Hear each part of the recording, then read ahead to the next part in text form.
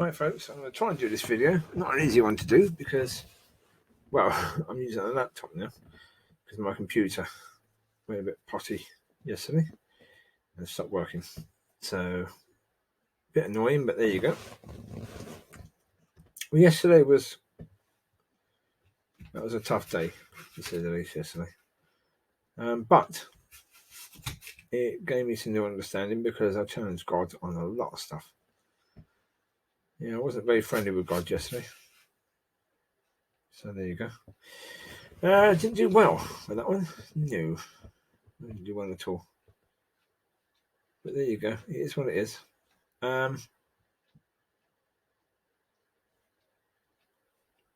Yeah, so as I say, there's no photos in this one at all. Because all my photos are on the drive on the computer, so there's no photos on this thing at all. This is a cheap laptop that I just bought because my computer had a problem previously in early January. So I had to change the motherboard and a few other bits in. So yeah, it's hopefully going into the shop tomorrow, and God willing, they can find out what's wrong with it fairly quickly. Say God willing because most likely God isn't willing. I say it based upon so many bloody things. Well, I say this one is a difficult one to do because I was speaking to God yesterday and saying to God, well, hold it. I just got one situation sorted. I'm not going to go into details about it, but a situation that, was stressing me out a lot and causing me a lot of crap. I just got that sort of resolved, possibly. And then exactly the same day, my computer crashes. Great. You get one bit of possible good news, and then, we're in this lockdown. I can't drive my car. It would be useful if I could, because when I'm stressed, I could just get in the car, drive into a countryside somewhere, and scream my head off to get rid of that level of stress. Can't do that because of the DVLA and this coronavirus. So therefore, I'm knackered with regards to that situation. So the only thing you've got really is what you can do on the computer. I do these videos. And it's a blessing. It gives me something to think about, something to do. I was just in the process of purchasing an external DVD drive because I've got the Bible on audio and I've only got up to the Book of Acts on my computer, which isn't working now, but it's all there somewhere. So therefore, obviously, it would be immensely useful if I could put the rest of it on there. But with the computer being in the hallway and me being in the lounge, you've got to go in and out every time another disc. There's about 25 discs, so I thought I'd get an external one so I can do it all in the same area. So obviously, the monitor would be in the lounge with me, so I do everything in the lounge. So just thought it made sense. And then the computer goes poppy, so it's like, oh, great. So yesterday I was trying to fix the computer, doing it all day. Didn't do anything else. I was supposed to be exercising, couldn't do any of that because I was trying to fix that. And nothing. It just got worse. Got to a point where it won't even boot up now at all. At one point it would boot up, but it wouldn't recognise the C drive. So that wasn't helpful. And these new up-to-date motherboards, they're insane. If you want to use Windows 7, you try and load in Windows 7 with these new motherboards, you can't. They won't let you do it. Because to load in Windows 7, you've got to have access to a mouse and a keyboard. But with these new motherboards, because there's some software missing, because obviously Windows said they weren't going to update Windows 7 anymore. So basically, the companies that do the motherboards, the cheaper ones at least, decided that they weren't going to put anything there for Windows 7. So as soon as you try doing Windows 7, it shuts off the keyboard and the mouse, which is like, well, how am I supposed to put that in then? Yeah. They're trying to force you to use Windows 10, and anyone who prefers Windows 7 to Windows 10 doesn't want to go over to Windows 10. Windows 10 is perfect for if you've got touchscreen laptop or something like that. Windows 10 is perfect for that. The desktop work, it's a pain in the butt. It's annoying. It's nothing short of annoying. I don't like it in any way, shape, or form. So, yes. So with that happening, oh geez, I was not impressed in any way, shape, or form in that situation yesterday. I was very unhappy with God. Yeah, because so with the car situation. Yeah, put it this way. What this video is about is that people say God gets the blessings when something goes well, but never the blame when something goes badly. Never the blame at all. Whether God does something or whether he allows it to happen, he never gets the blame for something that goes badly. Only ever gets the credit for everything that goes good. Now that is ridiculously stupid. God does things. He makes bad things happen to us. At times, he does. There's no doubt about that whatsoever. Now, why he does them, again, I spent ages speaking to God about that. I was just saying to God yesterday, okay, look, if you're doing things for a reason, you've got to tell us what that reason is. You've got to get through to us as to what that reason is so we can deal with it. Staying silent, doing something that's unpleasant, that we should be learning from, but not telling us that you're doing it so that we learn this thing, is like, well done. You imagine, we're always supposed to imagine God as a great father. Do you think a great father would do that? In any way, shape, or form? This is what I was saying to God yesterday. Would a great father do that to a child that they loved? Allow awful things to happen to them, or just bad things? Incredibly frustrating things over and over again. As soon as you get one thing maybe sorted, some other crap falls on your plate. And it's God's allowing this stuff. It's not necessarily God doing it, but he's definitely allowing it. Now, would a good father want that for a child that they love? Seriously, or would that father communicate with that child? Now, when I took the dogs out later, I was talking to God about it again. And at that point in time, I said something to God that was absolute truth. I said, with my dogs, I said, if they're naughty, I tell them off. I said, if I could speak dog, I'd be speaking dog. I'd make sure that they knew why they'd just been told off, why they've just been disciplined, why something negative has happened. I'd make sure they knew that. Why? Because I love them. And because I love them, I don't want to keep on having to tell them off. I don't want to smack them. I want them to learn so it doesn't have to keep on happening. Because I want them to have a good life. I want them to be happy. I want them to know that I love them. Yes, a respectfulness of fear is good. But you do that when they're a pup. But once they've learned that, you shouldn't have to keep doing it. Now, if you could speak their language, you wouldn't have to do it because you would help them to understand. Now, I can't speak dog, so I can only speak my language and try and get through to them the best way I can. But that isn't the case with God. God is all-knowing, all-understanding, so God can speak English. So where is the excuse for God on not communicating with us? People always say, oh, well, that's your fault. Excuse me? That's everyone else's fault, never God's fault at all. Never God's fault. Never? Okay. What about Job? I was speaking on the way down to taking the dogs for a walk. I was saying to God, okay, Job.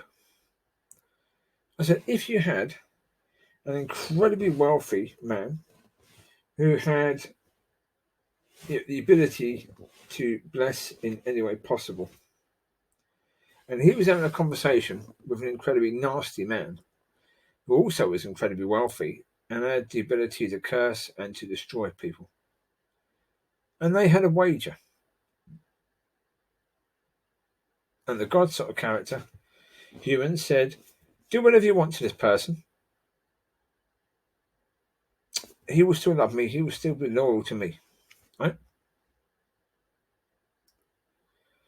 You can harm his family. You can harm him. You just can't kill him. You can kill his family. You just can't kill him. Now, if you knew of a human that was doing that, you'd think that person was a psychopath. You really would. You'd think that person was a complete and utter psychopath, playing around with someone's life like that. You think, excuse me, what the heck do you think you're doing? You want to bring suffering onto this family to show that they are people of faith. And then whatever the devil was taken away, you're going to give back plus a bit more. Really? You're going to take away that suffering? You're going to take away the time that, there was incredible misery upon him and his family? You can't take that away. So whatever you give back, they're still left with the fact of, that was nasty. That wasn't pleasant at all. That was blinking uncomfortable. And, we don't want to go through anything like that again. But who knows? With the God we have, we could go through that again, because maybe the devil will challenge him to another little challenge, and use me as part of their games again. Lord, come on. I said to God, I said, it's quite possible. I said, I understand. It's quite possible that story has been changed a tiny bit over the years, or misinterpreted a little bit. I said, because otherwise, as you read it, that's nasty, really nasty. Poor Job and his family. All this bloke had done was loved you.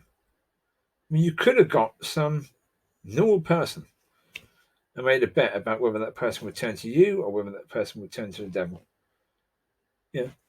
Someone who hadn't spent their life serving you.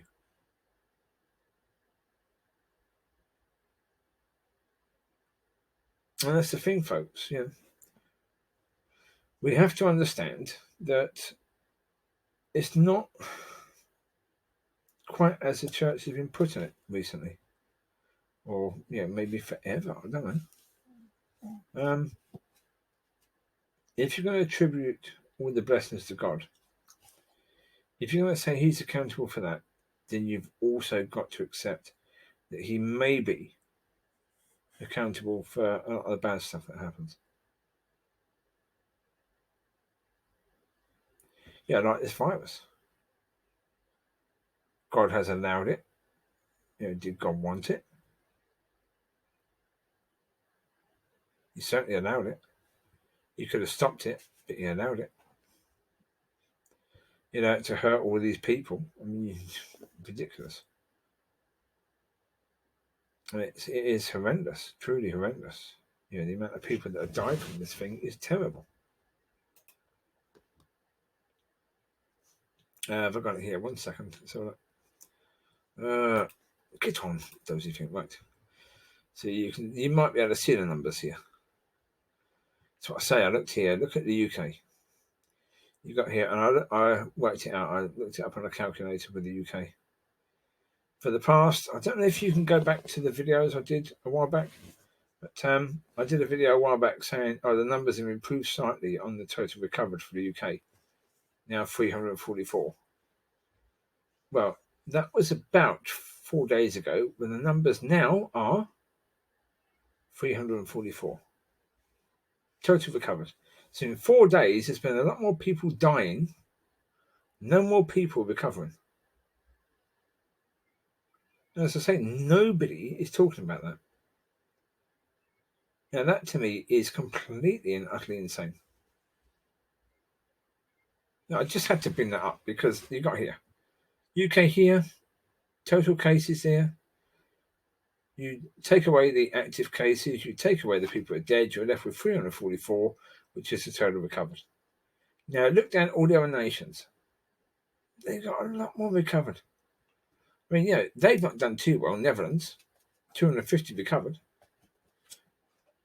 3,751 deaths. Now, that's not great. It's nowhere near as bad as ours. We've got just a bit more recovered 344, so nearly 100 more recovered. Let's say 16,000 deaths compared to 3,751. So the UK is by far the worst place to get this virus.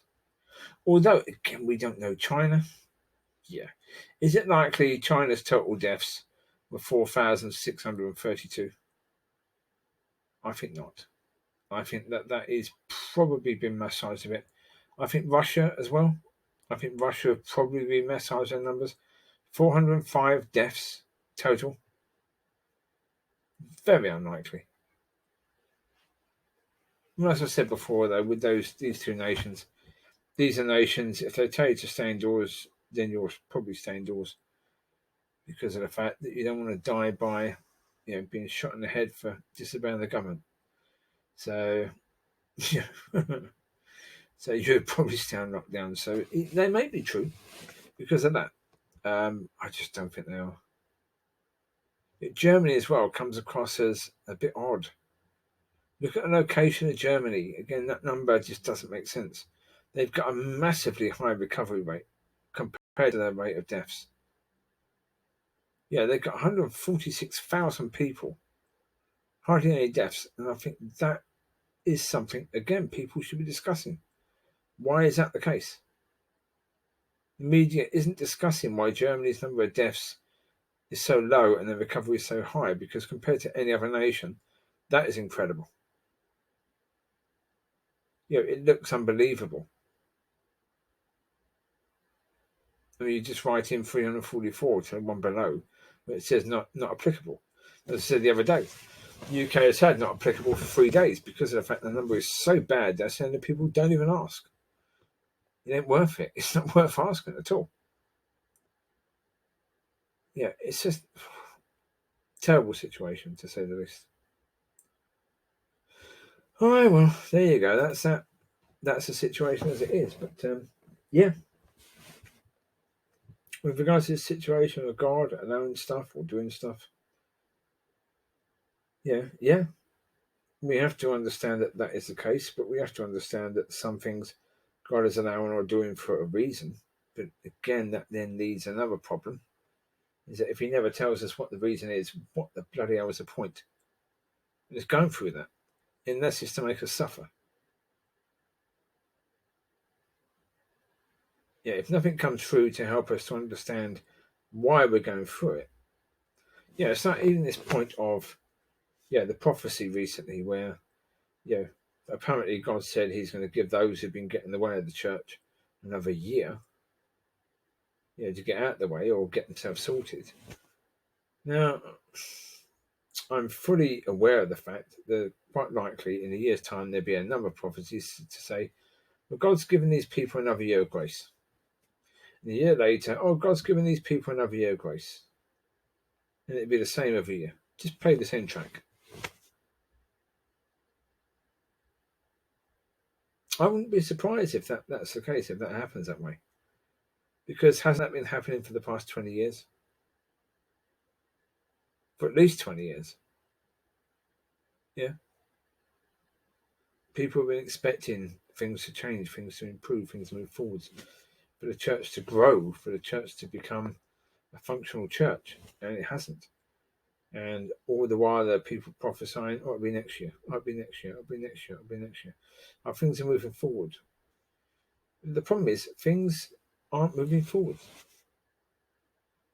They're not really. I mean, we've got a virus now where, potentially people could use it in a good way. I mean, I was starting to. Yeah. I mean, since the virus has been an issue, I did look earlier, I've released a phenomenal amount of videos. 1 second. Go there a sec.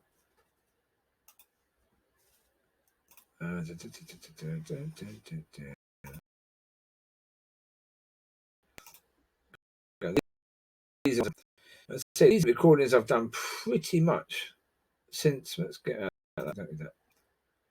Pretty much since that's Easter. So yeah, all these videos are ones that have been done pretty much, I'd say pretty much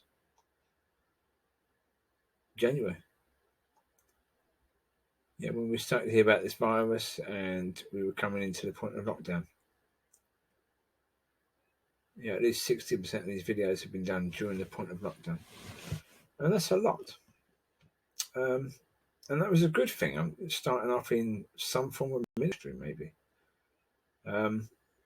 Which can only be a positive thing, you would hope.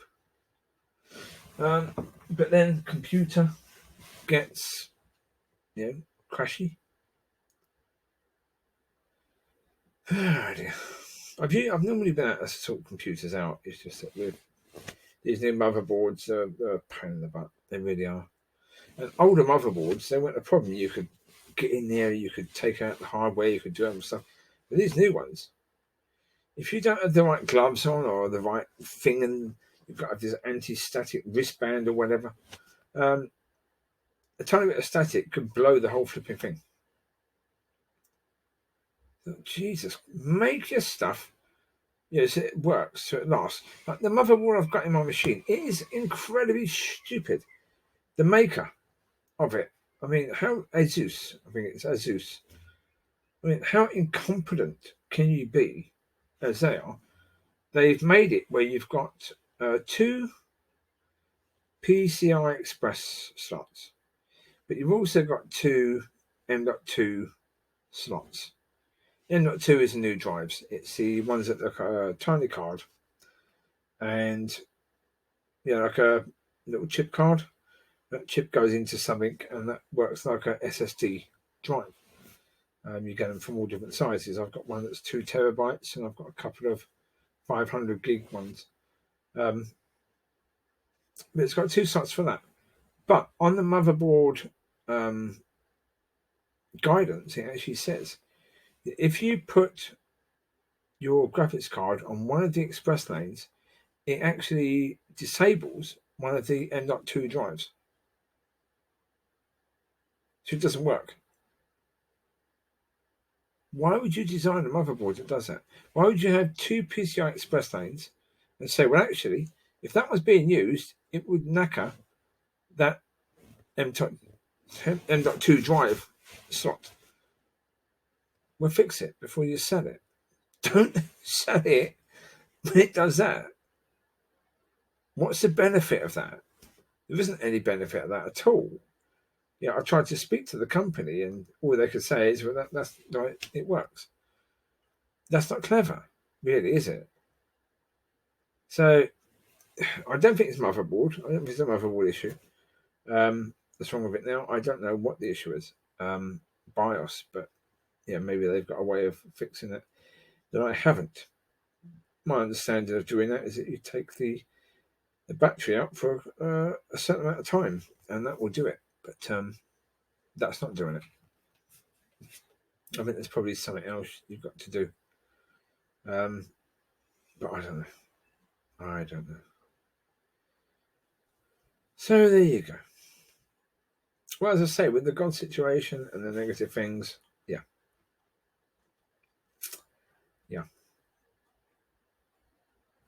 And that's not a bad thing. It's just a case of, I don't know. We sometimes we do have to go to God, and we need to shout and scream, and we need to deal with that. Same to do with people. Yeah, I did a video a while back about MOT in your relationships and stuff like that. You've got to MOT your relationship with God as well. There are going to be things that are sticky points, and you've got to get them out of the way.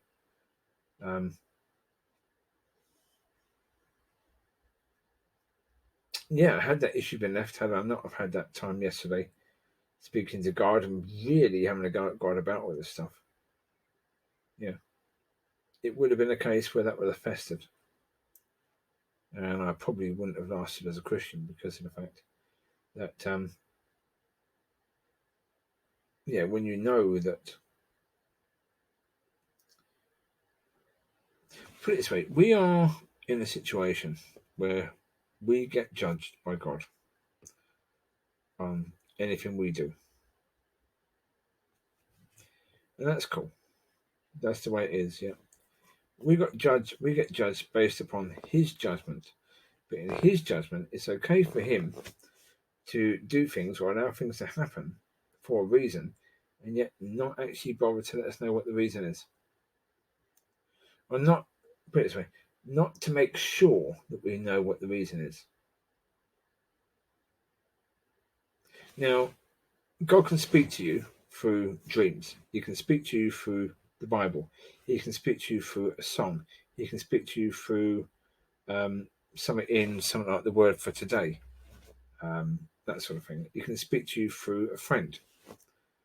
You can have a friend who, whether that friend is Christian, whether that friend is spirit filled, God can speak to you through that person. And generally speaking, God doesn't. He doesn't do that. He just sort of leaves us to it and leaves us with it. And, we're floundering. We were like fish out of water. We're trying to get back in, but we haven't got legs.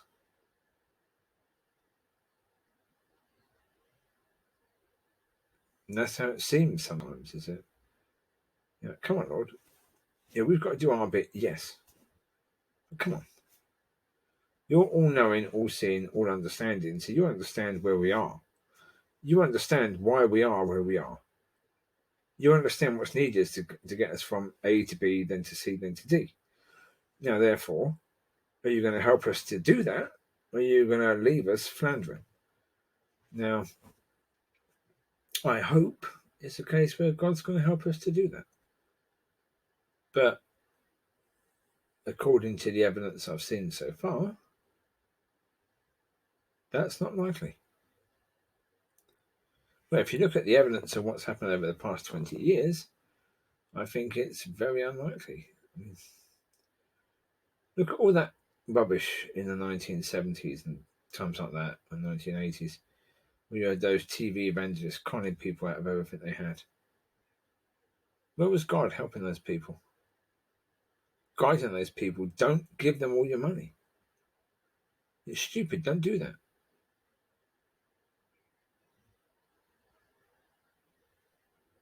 Instead, God's just watching, saying, what's he doing? You can imagine he's laughing at the stupidity of these people. But is that loving? Is that a loving father? Is that what a loving father should do? I understand we're not robots, all that sort of stuff. I understand that. It's difficult, isn't it? As I say, it really is difficult, and what the answer is to this sort of stuff is not easy to find. Because, as I say, we're not robots. It's not a case where God, not chess pieces, that God should be moving around. God shouldn't be forcing us to be happy or forcing us to be successful.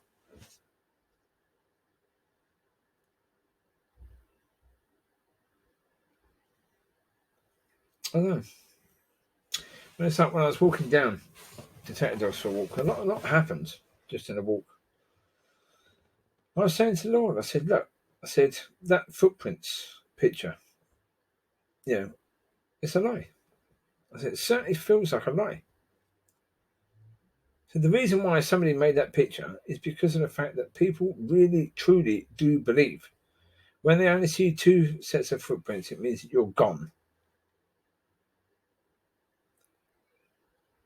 People don't feel like they're being carried. That picture should show the footprints getting deeper, because then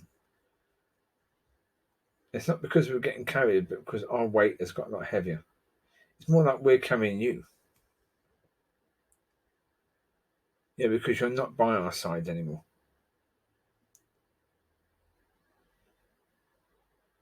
So people look down, they see only one set of footprints.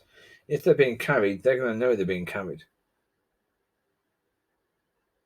You can't say that someone walking on the beach with someone, they're all of a sudden, they're not making any steps anymore. They feel a lot lighter. And they're thinking, oh, is it just me now? Where's the other person gone? What are these arms doing around me? Yeah. Yeah. That's how it can feel. It is. That is how it can feel. And it's frustrating. It's trying to be a Christian at a time when the church has gone dark or has been dark for a long time is really difficult. Really difficult. But that's when we need God to step up and beyond. I mean, it's like, okay, our time now is similar to the time that the Lord came. Now, there have been times when God has done incredible things, where you had, according to Scripture, where you had Moses, and where you had then the what's it called, the rules, the laws were given, and then the people were set free, and then the people finally went into steps and stages, and when the people really needed it, that's when God came in. Right, okay, let's get you out of here. But we've been in this situation now for God knows how many years. Floundering and floundering and floundering. Yeah. There have been times in history that the church has gone from one thing, from C of E to Methodist to Baptist, or I'm not sure which way it went, either way. But I'm not sure that they were great changes. I'm not sure that they were times. I mean, the Pentecostal church coming of age or coming around was a good move. That was something that certainly seemed to be God moving. But that church has now ended up like all the rest, still doing what they were doing before and expecting, for God to do something new. So you're not doing something new, are you? As a church, you're not doing something new, but you expect God to do something new.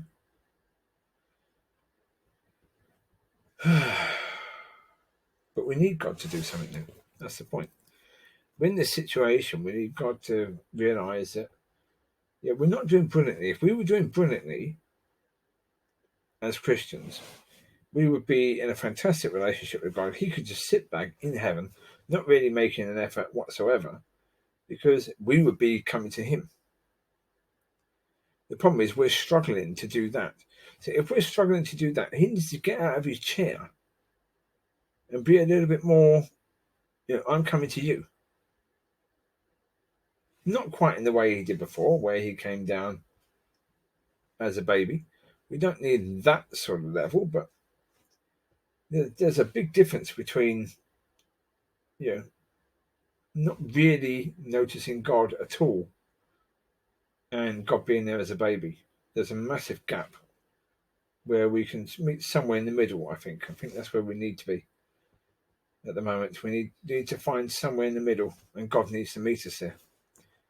I mean, it is possible that in a year's time things will start moving forwards. It is possible. I don't think it's likely, but I think it's possible. Well, as I say, with this coronavirus, it is quite possible that people may use this time wisely. Although they're talking already about coming out of it. They're talking already about having certain people going back to work, depending upon their job. And that could simply make it last longer. But when you've got some nations like Sweden, I mean, let's have a quick check. Excuse me 1 second. That's an interesting point, Sweden. Oh, do we still have that? No. I've got beard. No. Okay. So check Sweden, because Sweden haven't locked down, have they? So there's Switzerland. Where are Sweden? Now they're there. Now that isn't horrendous, is it really? They haven't locked down at all. They've had 40 new deaths. Now somebody was saying today, one of these so-called clever politicians, it's about deaths per million per population. Now Sweden are 156. Now that is actually fairly high. Maybe that's because they didn't lock down. So you look at their numbers purely, but if you think how big their population is, then that could be high. But that suggests it there, 156. You've got Austria is at 52 per million. And you've got India there at 0.4 per million. I mean, 156. You've got Netherlands is higher with 219. Switzerland is higher with 165. Now, as you go higher, I imagine some of these will be quite higher. UK is higher with 243. Then France, Italy, Spain are all higher. I don't think America is higher, is it, than Sweden? No, not quite. Because America is 126, per million. But America has a massive population. But 126 per million is less than Sweden. So yeah, and the UK is 243 per million that are dying. So you just look at this number here, the number that isn't there. That's bad. Anyway, but now you see the process. You see, because I'm getting rid of a video that tells there how long it's been going for. This has been going for quite a while, so this one will do. This is an experimental one because of the fact we haven't got all the pictures. We'll see. I mean, I'm not sure if I will do this one. It depends on how quickly the computer gets fixed or repaired. How quickly I can get that started again. Because if I can get it started again, I'll just do the same subject again with the normal pictures. Okay. You take care. God bless. Bye bye.